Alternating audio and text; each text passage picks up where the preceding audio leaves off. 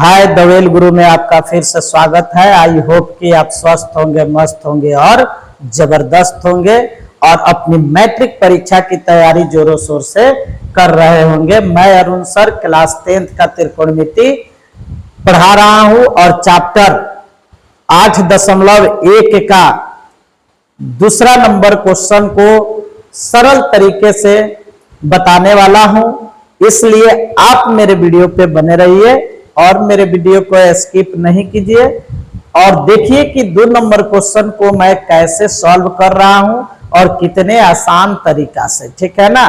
तो क्वेश्चन क्या है, यहाँ पे लिखा हुआ है क्वेश्चन लिखा हुआ है कि आकृति में tan p - cot r का मान ज्ञात करें। ठीक है ना। एक आकृति दिया हुआ है आपके किताब में, ठीक है, वही क्वेश्चन यहाँ पे लिखा हुआ है और वह आकृति यही है। ठीक है ना। ये आकृति जो बना हुआ है आपके किताब में वो ये आकृति दिया हुआ है। तो यह आकृति दिया है तो हमें किसका मान बताना है, तो tan p - cot r का मान बताना है। ठीक है ना। तो यहाँ पे हम लोग देखते हैं कि थीटा जो है एक टाइप का नहीं है, अर्थात थीटा के स्थान पर जो भी दिया हुआ है लेटर वह एक जैसा नहीं है। अर्थात कहने का मतलब है यहाँ पे 2 टाइप का न्यून कोण दिया हुआ है। ठीक है।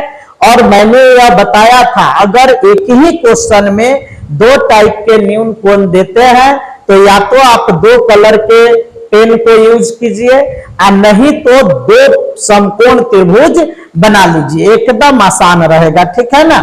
या तो आप 2 कलम जो 2 कलर में हो, ठीक है ना, वो ले लीजिए और नहीं तो आप 2 समकोण त्रिभुज बना लीजिए। तो सबसे आसान यही है कि 2 समकोण त्रिभुज हम बना लेंगे। तो सबसे पहले जो दिया है उस पर हम लोग क्या करते हैं, काम करते हैं। ठीक है ना।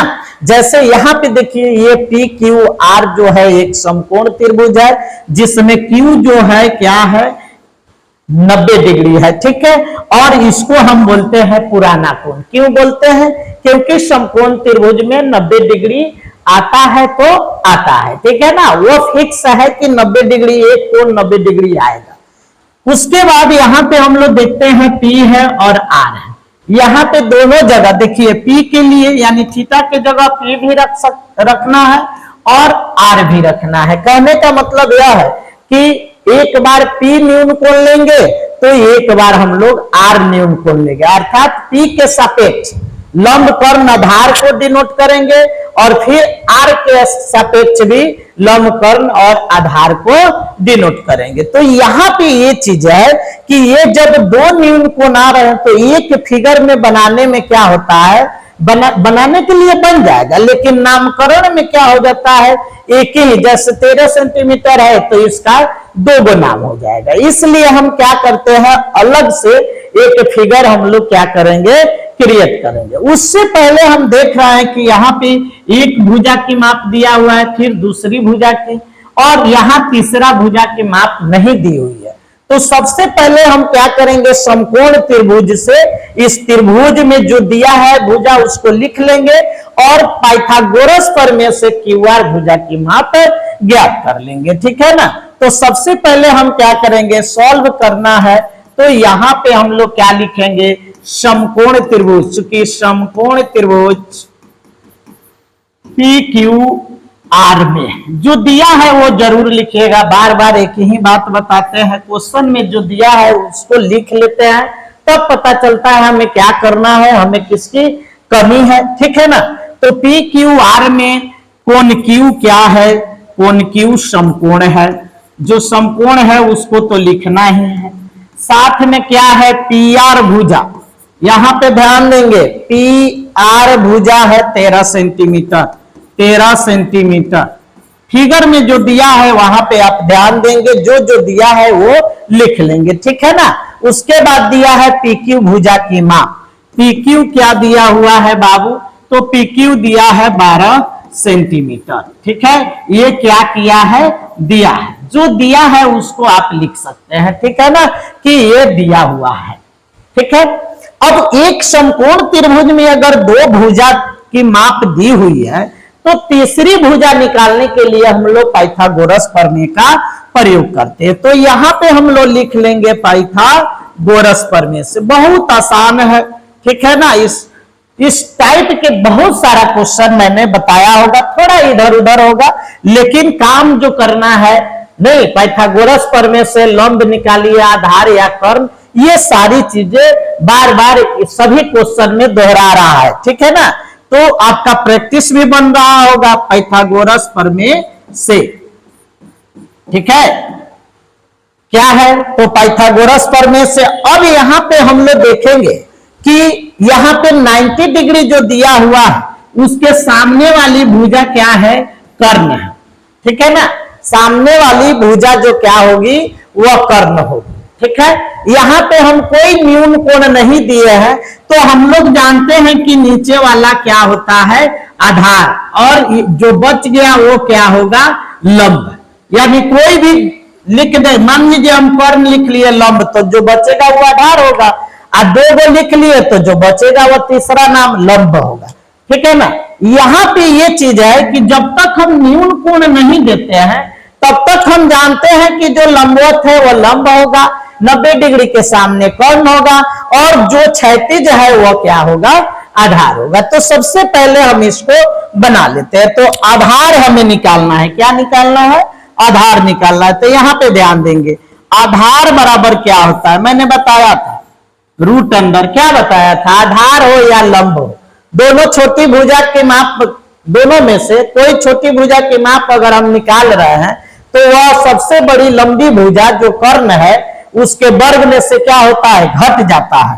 तो आधार बराबर क्या होगा, कर्ण स्क्वायर, अब माइनस घट जाता है, बचा क्या, लंब स्क्वायर। देख लीजिए बहुत आसान है, ठीक है ना।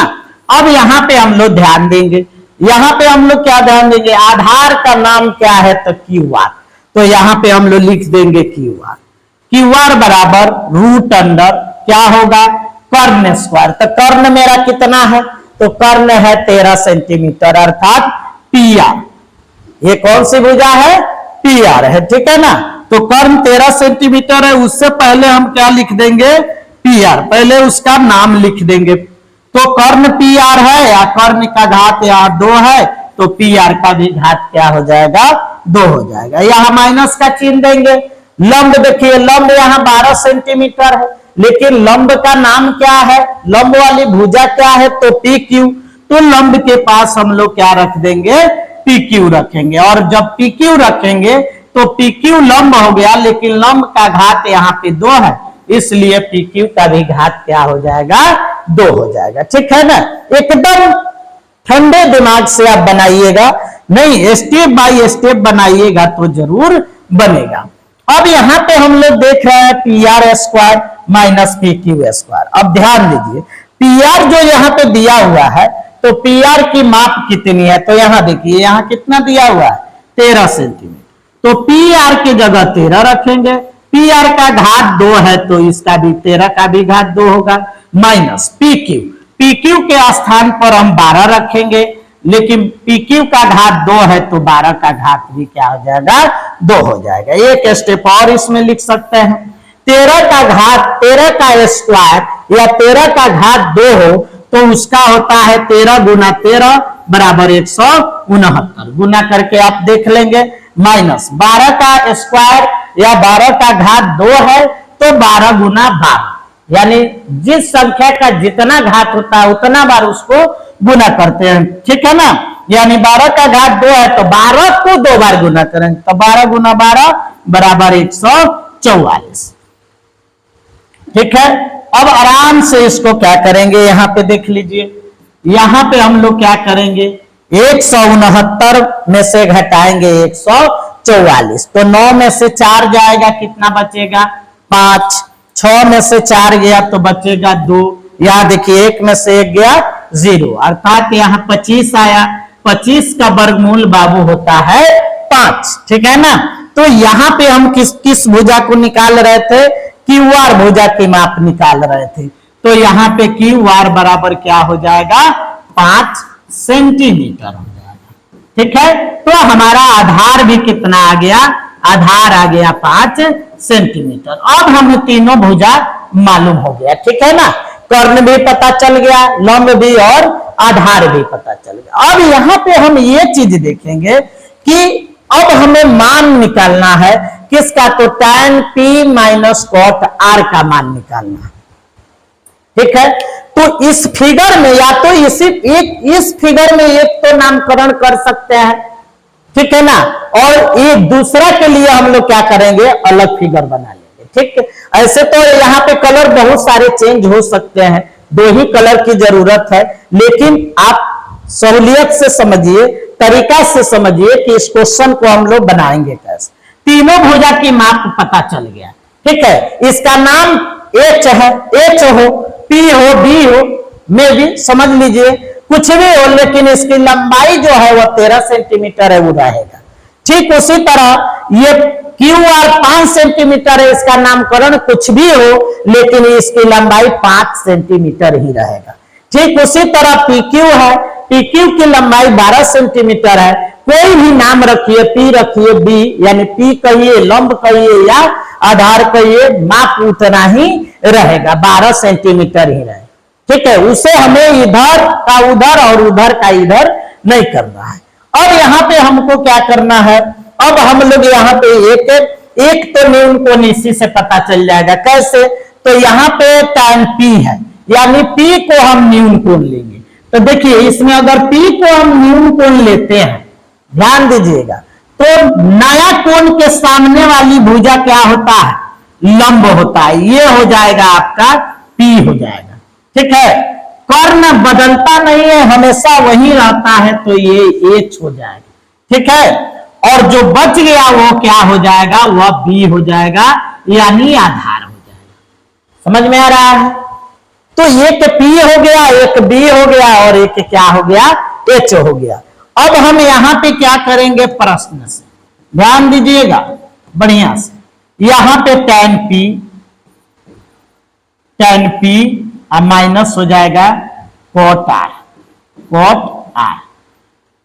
तो कुछ भी हो, P हो, R हो, लेकिन त्रिकोणमितीय अनुपातों के जो सूत्र होते हैं वह वही होते हैं, वो बदलने वाले नहीं होते हैं, ठीक है ना।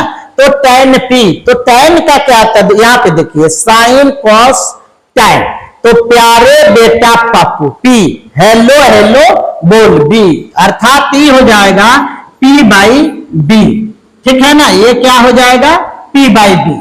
ठीक उसी तरह यहां पे देखिए माइनस, अब तो हमें P वाला तो हमें पता है कि न्यून कोण जब P लेंगे तो उसके लिए हमारा कर्ण क्या होगा, आधार क्या होगा और लंब क्या होगा। लेकिन जब न्यून कोण हम क्या लेंगे, न्यून कोण जब R लेंगे तो जो P है वो B बन जाएगा, जो B है वो क्या बन जाएगा, P बन जाएगा, मान वही रहेगा, केवल कर देंगे IP है तो B कर देंगे। एक छोटा सा फिगर अब बगल में बना लेते हैं, ठीक है, आपको डिस्टर्ब नहीं हो, इसमें ज्यादा लिखेंगे, रफ करेंगे तो समझ में भी नहीं आएगा।